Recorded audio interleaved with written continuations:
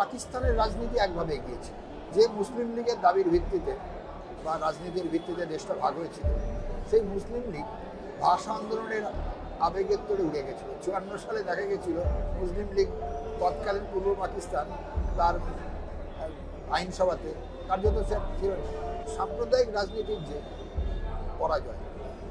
কিন্তু মুক্তিযুদ্ধ তাকে যৌক্তিকভাবে প্রতিষ্ঠা করলো যে না, একটা ইনক্লুসিভ সোসাইটি হচ্ছে আদর্শ। এই অন্তর্ভুক্তিমূলক সমাজ মানেই সাম্প্রদায়িকতা থাকবে না, একটা সমতার চেতনা তার মধ্যে আছে। নারীর জীবনের কিন্তু অনেক তোমার উন্নয়ন এসেছিল এখানে। একটা ডেভেলপমেন্ট ইন্ডেক্সের নারী কোথায় আছে, এটা খুব ইম্পর্টেন্ট। এটা শুধুমাত্র তার হাত খরচা বেড়েছে তা না, তুমি দেখবে লেখাপড়ায়, অভিনয়, সংস্কৃতির জগতে, এই যে মিডিয়াতে তুমি সর্বক্ষেত্রে করছিলে, দেখবে এই গোটাটাই আক্রান্ত হচ্ছে।